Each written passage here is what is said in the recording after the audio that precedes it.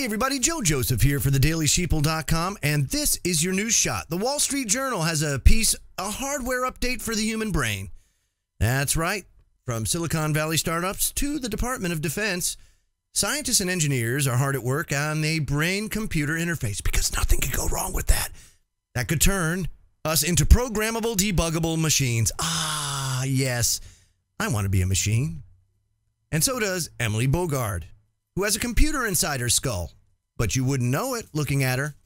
A small bump behind her left ear. The only external evidence of her implant is partially covered by a tuft of hair that's still growing in from the last time she had her battery changed.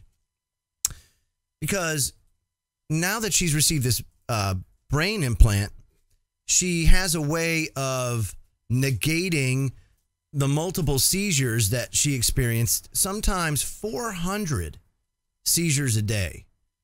And in her case, all the medicine, all the medical, the pharmacia, if you will, no bueno, didn't work for her. So they implanted a small computer in her brain to be able to send an electronic pulse into her brain to stop the seizures from happening.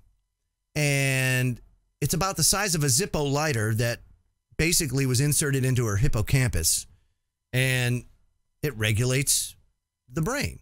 And every 2 days, Bogart holds a small electronic device over the implant, which transmits data to a laptop and then onto NeuroPace, the Mountain View, California company behind this responsive neurostimulation system.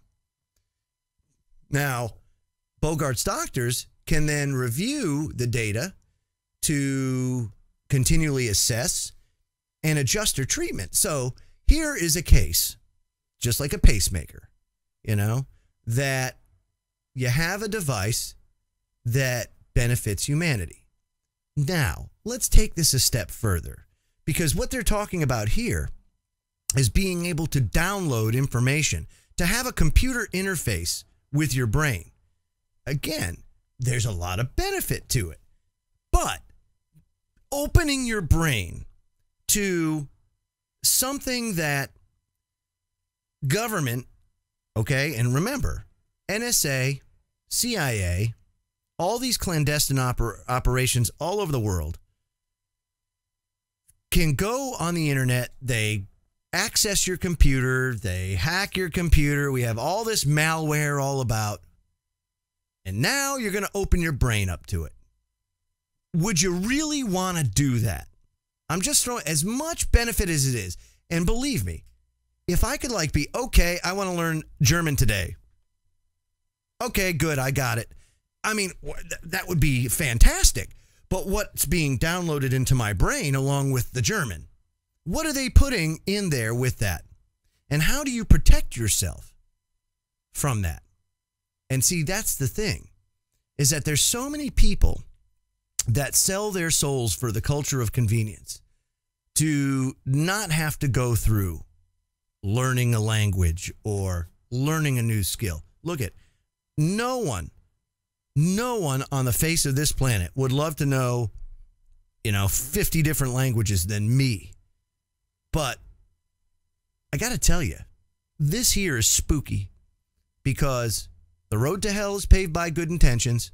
We could give numerous examples of how implants and becoming cyborgs can benefit humanity. But very seldomly do we go down the road and look at the detriment to humanity. And I'm going to give you an example of that. Cell phones. Cell phones are the epitome of convenience. They have become little handheld computers that you can basically run your life from. You have a generation now that's coming up and becoming adults that they've adapted and now know how and have the ability to walk in any direction without looking up. It's like they've developed sonar because their eyes are constantly pasted to that smartphone that they're carrying and doing this the whole time. So, culture of convenience. Cell phones are an RF device, radio frequency. They constantly transmit, they constantly receive.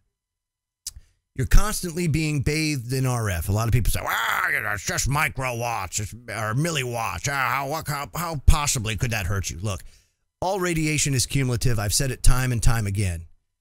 I spent most of my career in communications, satellite communications, long range over the horizon communications, tactical communications. 21 years spent around RF. And when you get to the point where you key a radio and your joints hurt, you know that you're doing damage. And you know that over the course of time, it has done damage.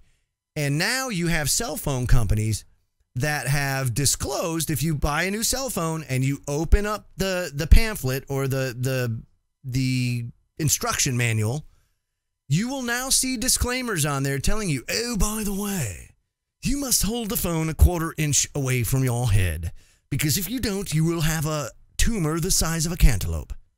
Okay, maybe not a cantaloupe, but it is certainly harmful and has been shown in laboratory testing to burn a hole in the brain of mice, which, if it burns a hole in the brain of mice, it's going to burn a hole in your brain as well.